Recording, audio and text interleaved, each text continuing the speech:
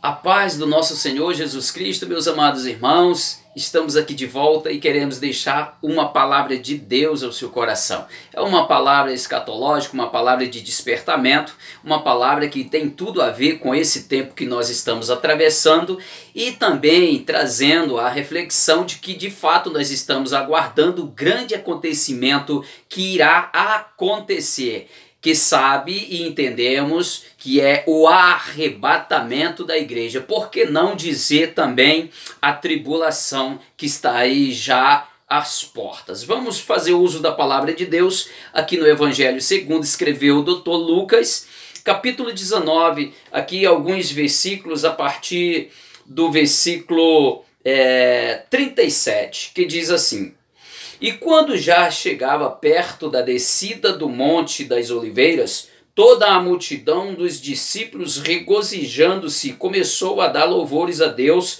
em alta voz por todas as maravilhas que tinham visto, dizendo: Bendito é o Rei que vem em nome do Senhor, paz no céu e glória nas alturas. E disseram-lhe dentre a multidão alguns dos fariseus: Mestre, repreende os teus discípulos.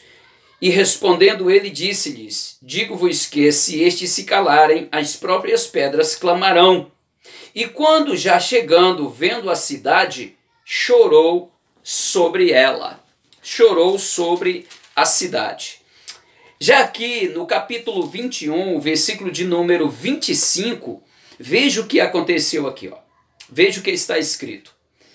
E haverá sinal no sol e na lua, e nas estrelas, e na terra angústia das nações, em perplexidade pelo bramido do mar e das ondas. Homens desmaiando de terror na perplexidade das coisas que sobrevirão ao mundo, porquanto os poderes dos céus serão abalados. E então verão o Filho do Homem numa nuvem, com poder e grande glória. Ora, quando estas coisas começarem a acontecer, olhai para cima e levantai a vossa cabeça, porque a vossa redenção está próxima. E disse-lhes uma parábola: olhai para a figueira e para todas as árvores. Quando já começarem a brotar, vos sabeis, por vós mesmos, vendo-as de perto, que já estás o verão. Muito bem, esta palavra está escrita porque foi exatamente num dia de domingo, um domingo que antecedia, que estava antecedendo, um domingo, primeiro dia da semana, que Jesus seria preso e crucificado. Hoje é conhecido esse domingo como Domingo de Ramos. Um domingo em que muitos os lugares, principalmente o povo católico romano, comemora esse domingo, cortando ramos, flores e enfeitando a casa. E não diferente naquele dia em Jerusalém, onde já tinha sido registrado pelo profeta que profetizou que aquilo aconteceria, que o rei do povo judeu entraria em Jerusalém montado num jumentinho, filha de jumenta. E de fato aquele dia aconteceu quando Jesus chegou, subiu num determinado lugar, numa elevação próximo de Betfagé. Quando ele chega exatamente no Monte das Oliveiras, ele olha para a cidade de Jerusalém. Tinha um cenário já todo preparado, onde tinha ramos, pessoas estendiam túnicas, pessoas estendiam flores, tapete para Jesus passar. Jesus estava sobre um jumentinho. É interessante que quando Jesus chega e o povo avista Jesus, os seus discípulos ali louvando a Deus, eles cantavam, eles glorificavam a Deus, dizendo Baruch Rabak Hashem Adonai, que quer dizer bendito é o que vem em nome de Jesus, ou seja, em nome do Senhor. Baruch Rabak Hashem Adonai, bendito é o que vem em nome do Senhor. É interessante que Jesus avistando a cidade, Jesus olhando para a cidade de Jerusalém, nunca aquela cidade tinha recebido a Jesus com alegria, nunca eles tinham recepcionado a Jesus, se não recebido tentando enganá-lo, tentando apedrejá-lo, tentando pegar em palavras para condenar, para tentar matar. E de repente naquele dia, aquela cidade recebendo a Jesus com tanta alegria. Mas é interessante uma coisa, que Jesus olhando para a cidade, para aquele povo recebendo a ele com tanta pompa, com tanta recepção, uma recepção tão bonita, naquele dia de repente Jesus chora. Como que nós vamos explicar se uma pessoa está sendo tão bem recebida e chora? É aí aonde entra a nossa interpretação. Nós precisamos buscar a interpretação, precisamos buscar a orientação de Deus, agora no sentido antagônico, porque ele foi bem recebido naquele momento e agora ele chora. Ele não chora de emoção porque alguém surpreendeu ele recebendo ele bem. Não, Jesus estava vivendo o ano de número 33 para o ano 34. Jesus estava cumprindo, estava no final do seu ministério aqui na terra, exatamente no ano 34, porque já tinha passado do ano 33. Então Jesus estava vivendo aquele momento, o ano 34 da sua vida, começo do ano 34, e de repente Jesus olha para a cidade de Jerusalém e vê o ano 70. Então quando Jesus olha e vê a cidade de Jerusalém, no ano 70 Jesus chora.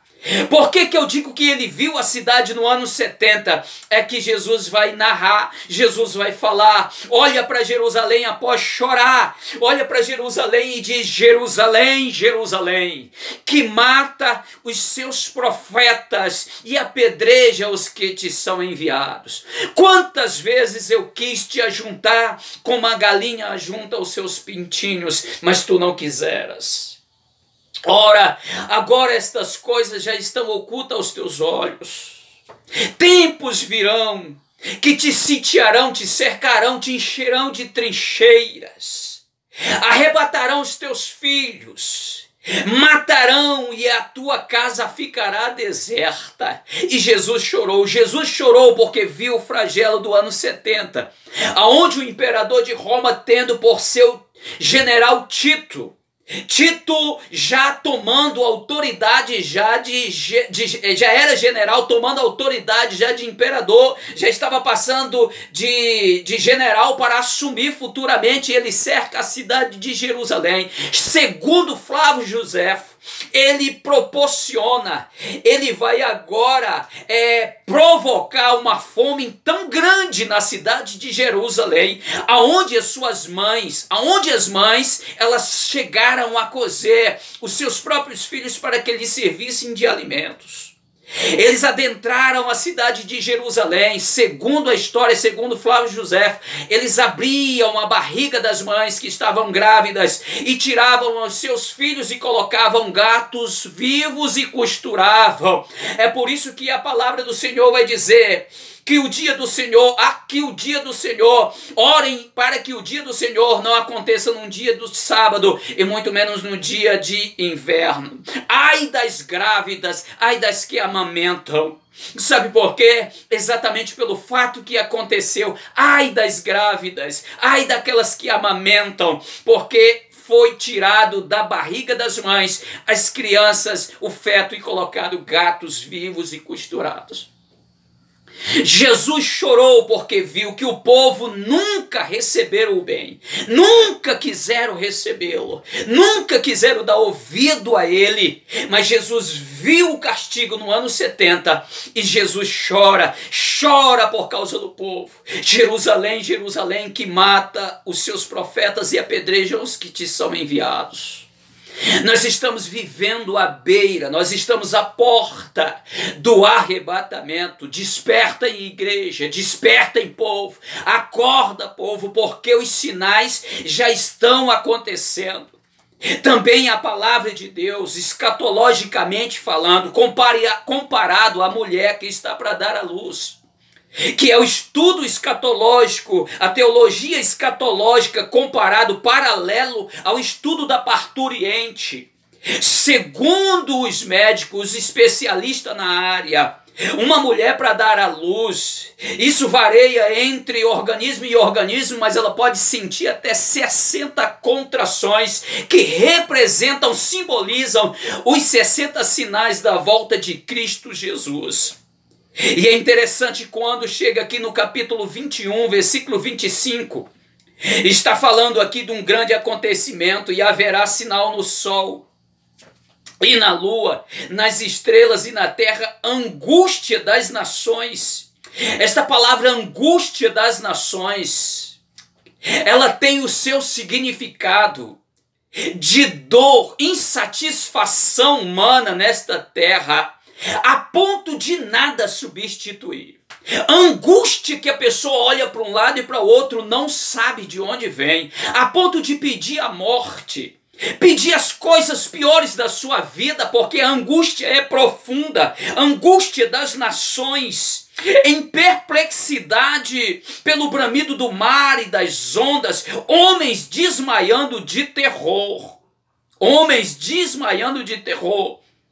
na expectação das coisas que sobrevirão sobre o mundo, porquanto os poderes dos céus serão abalados. Esta palavra, os poderes do céu serão abalados, tem o seu significado de curanon. Curanon vem a palavra de Urano. Urano é o elemento que é usado para a bomba atômica. Os elementos dos céus se desfarão em fogo, em labareda de fogo se desfarão. Os homens desmaiarão de terror, mas eu quero trazer uma palavra de esperança para você, igreja do Senhor. A trombeta está quase tocando, e quando a trombeta tocar, você precisa estar na posição para o arrebatamento do Senhor. O Senhor virá e não tardará, Ele tem mostrado os seus sinais. Eu vejo aqui em um ato simbólico uma tipologia falada, cantada numa poesia por Salomão lá em Cantares, capítulo 2, onde ele diz: já vem o meu amado é semelhante ao filho do gamo. O filho do veado, ele vem saltando pelos montes, reluzindo pelas grades, aleluia. Ele vem dizendo aí, de repente, vem falando que já passou o inverno, cessou a chuva, já chegou o inverno, já se ouve o cântico das rolinhas, o tempo de cantar chegou, passou o inverno, chegou o verão, o tempo de cantar chegou, é uma simbologia, e ele diz: agora, filha minha, amada minha, e vem, ele está trazendo uma palavra no sentido simbólico, no chamado da igreja, no arrebatamento da igreja. Amiga minha, amada minha, e vem, está no sentido de que está retirando a sua igreja da terra. Mas muita gente está cochilando, muita gente está dormindo diante destas verdades expressivas na palavra de Deus. Nós precisamos nos despertarmos. Nós precisamos estar andando prudentemente. Veja lá em Mateus capítulo 25, aonde Jesus cria aquela parábola sobre as 10 virgens. As 10 virgens, 5 delas eram prudentes e 5 delas eram nécias. 5 prudentes e 5 nécias. Elas não eram nécias, elas não Eram nécias porque não levaram azeite, mas elas não levaram azeite porque eram nécias. Elas não estavam perseverando, elas não estavam acreditando na volta do noivo, elas estavam andando displicentemente, elas estavam com aparência de noiva, elas estavam bem vestidas, elas estavam adornadas como noivas, mas não estavam perseverando como noivas. Tinha tudo semelhante às noivas, mas não estava andando como as noivas perseverante, porque na hora que o noivo tocou, na hora que foi gritado, que foi dado o grito, alarido, aí vem o noivo e despertaram-se todas, mas elas não estavam apropriadas para entrar para as bodas com o noivo, porque elas não estavam perseverantes.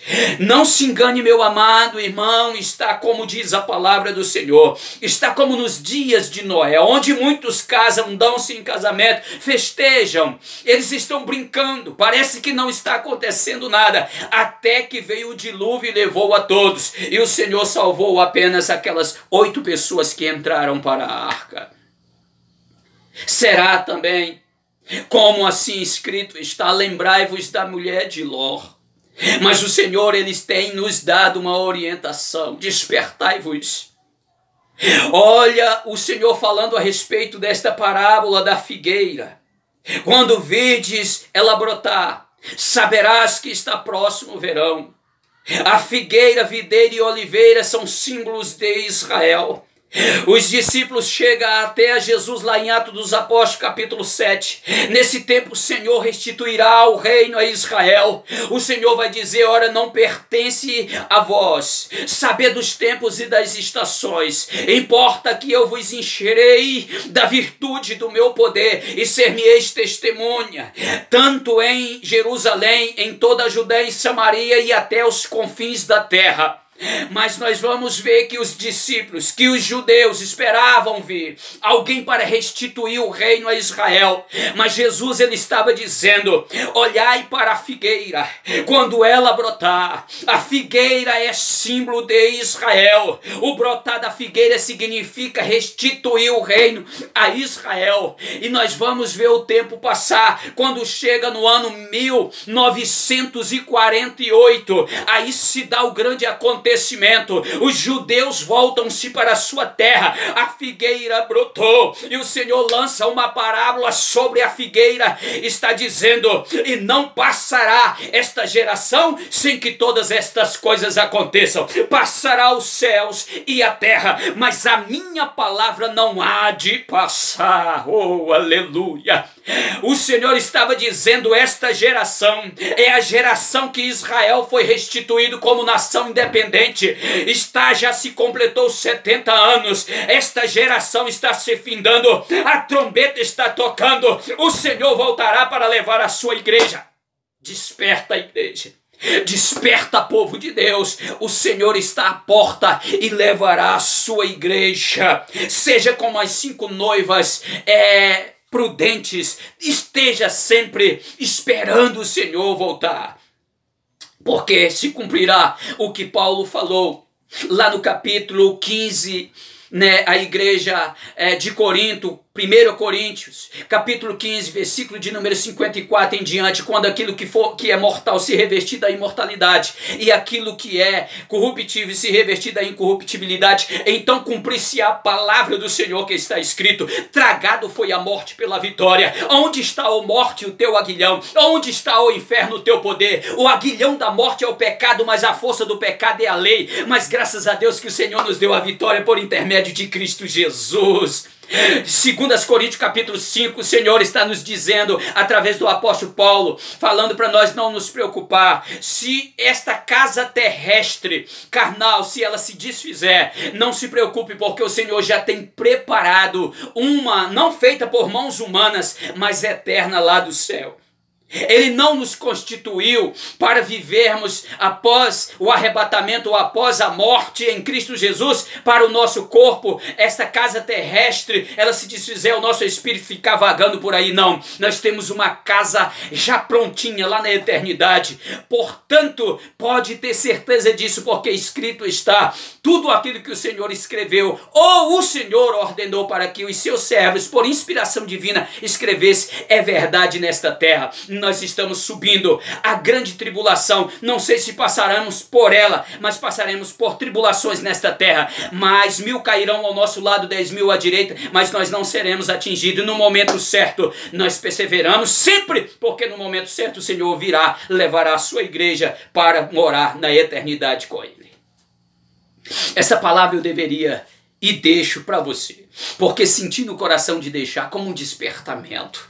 Desperta a igreja do Senhor. Nós vamos morar, nós vamos subir para a eternidade com o Senhor Jesus. E os processos que virá depois, em outra mensagem nós falaremos. Mas o importante hoje é estar atento à volta do Senhor Jesus. Deus abençoe a sua vida e até a próxima, assim querendo Deus. Você é um escolhido do Senhor.